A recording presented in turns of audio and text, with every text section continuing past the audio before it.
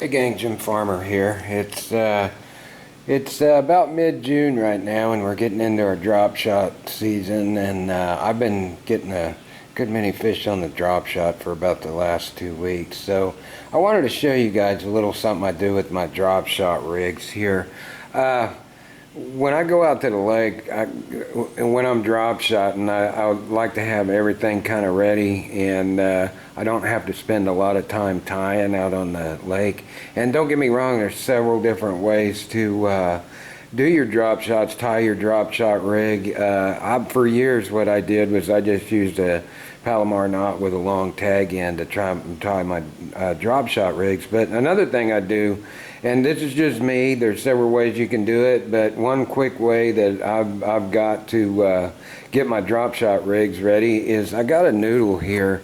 What I did was I put some holes in the noodle, and I pre-rigged my drop shot rigs with these VMC spin shot hooks.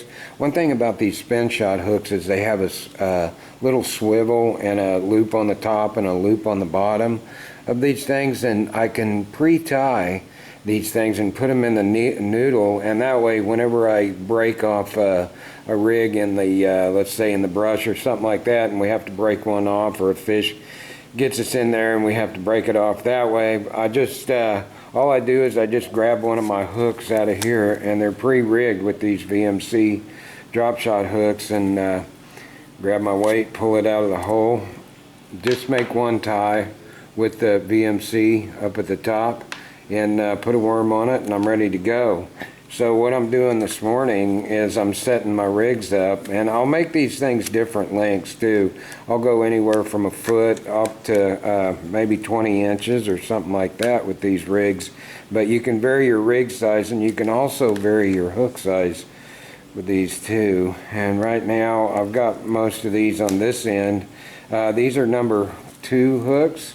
And when I'm going to put some down at the other end that's a little bit longer, maybe a foot and a half. These are about a foot, maybe a little over a foot long.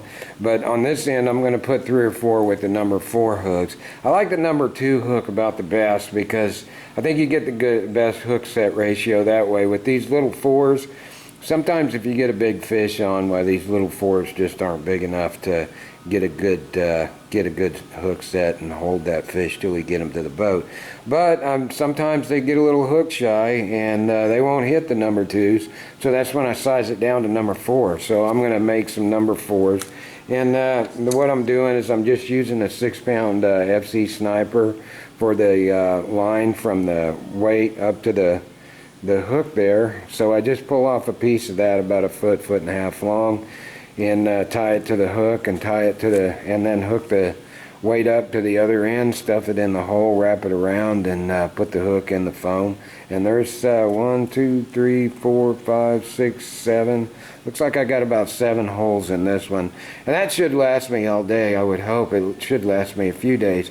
But anyway, there's different weight sizes here, and once again, these are VMC spin shot hooks, and they've got a little tie point on the top and on the bottom of the hook, so that makes it quick. And the weights I'm using, I've got a couple different ones here. I use Skinny Bears. That's a good one, and I think I got that on my rods right now. Another one is a product by Balls Deep. They have little drop shot weights here, and most of my sizes are 3/8. It's just an overall good size for me. If it's windy, something like that, I'm moving around a lot, I'll use something closer to a 1/2 ounce. But as a rule, I generally just use 3/8 ounce weights, and once again, FC Sniper 6-pound line from the weight up to the hook.